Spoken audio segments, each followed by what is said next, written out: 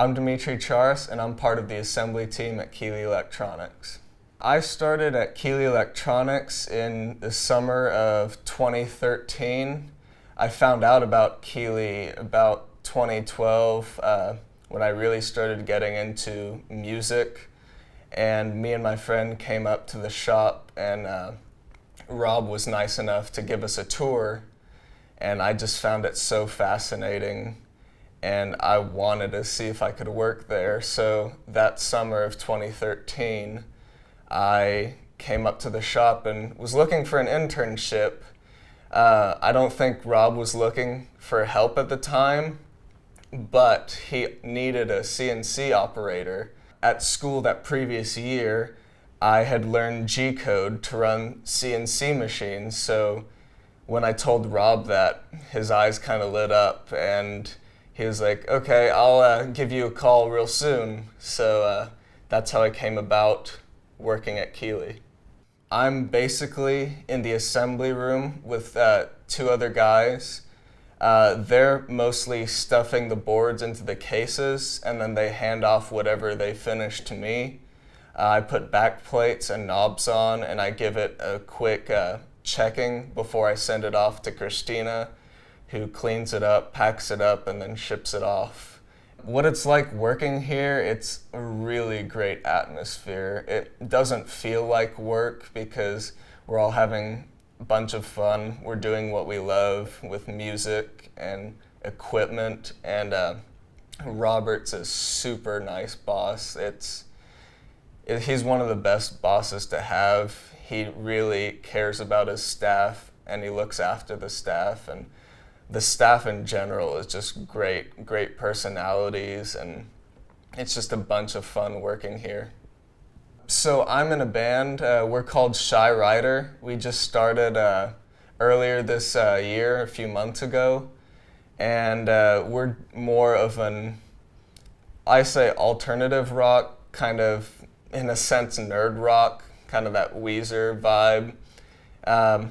We've been playing shows recently, and hopefully that'll keep picking up.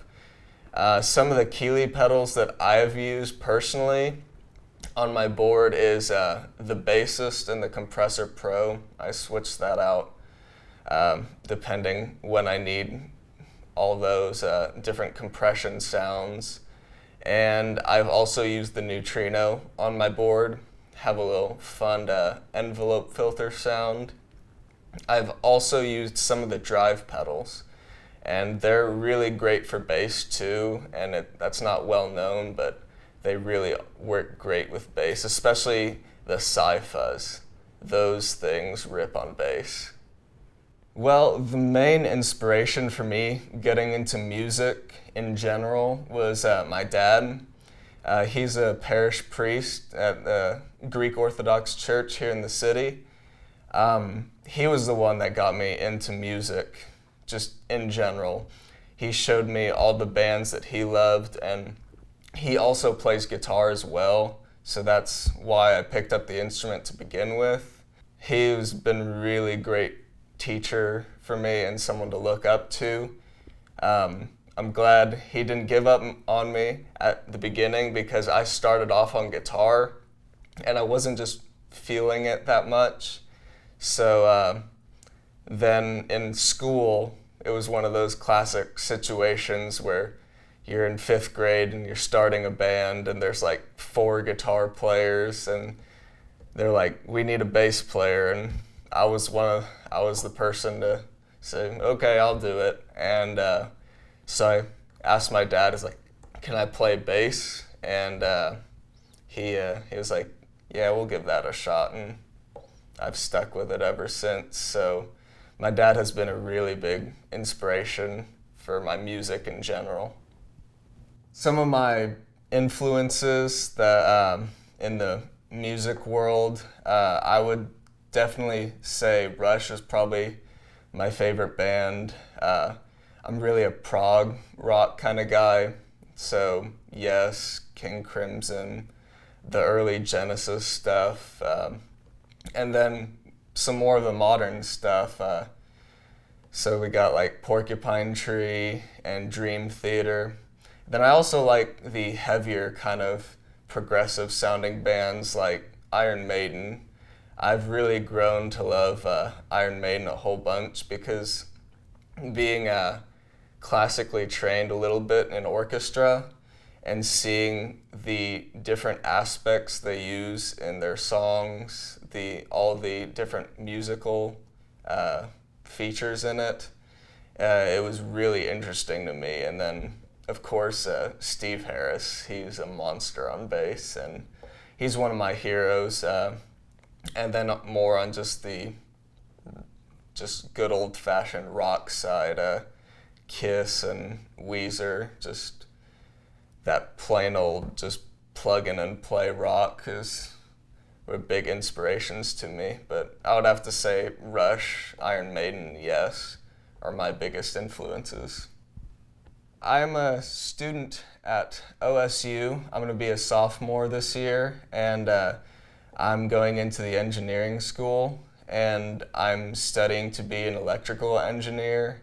I would come here as an engineer, definitely. The innovation here is really awesome, and Robert has one of the best musical minds out in the industry, and as you can see now, that uphill slope we're going up, it's just exponential. All the things that we're coming out with, it's just really awesome. And by the time I graduate and hopefully be an engineer, I'm sure there's going to be a whole bunch of cool stuff from Robert.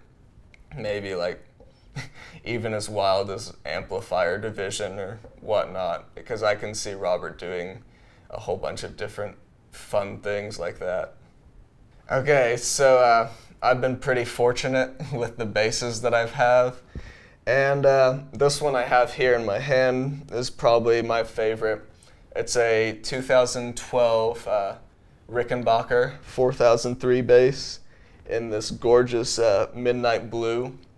This bass was actually the first thing I bought after my first summer of working here, when I didn't have any expenses, so I think this was the best time to get a Rick kind of feeling. So I got this, and I'm really glad I did, because all my heroes have played Rickenbackers, Geddy Lee, Chris Squire, and I've always loved the sound of the Rick because it just screams prog rock.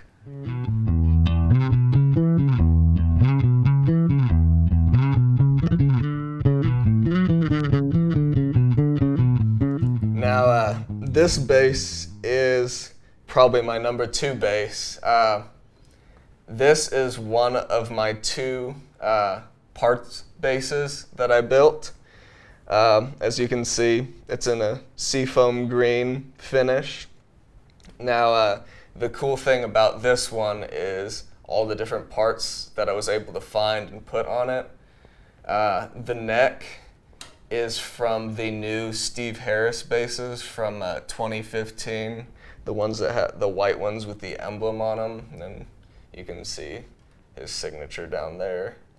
The bridge is from the new USA Geddy Lee basses, so it also has his signature on the bridge because I think Badass went out of business, so Fender designed a bridge with Geddy, and they just put his signature on it.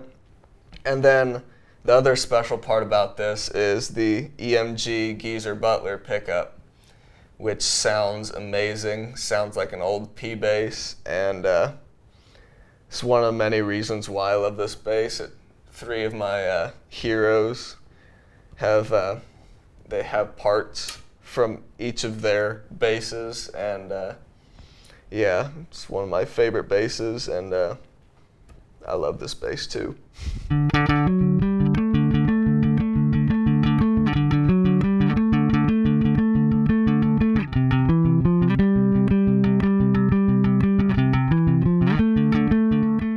And then I also, at home, I have a few other basses.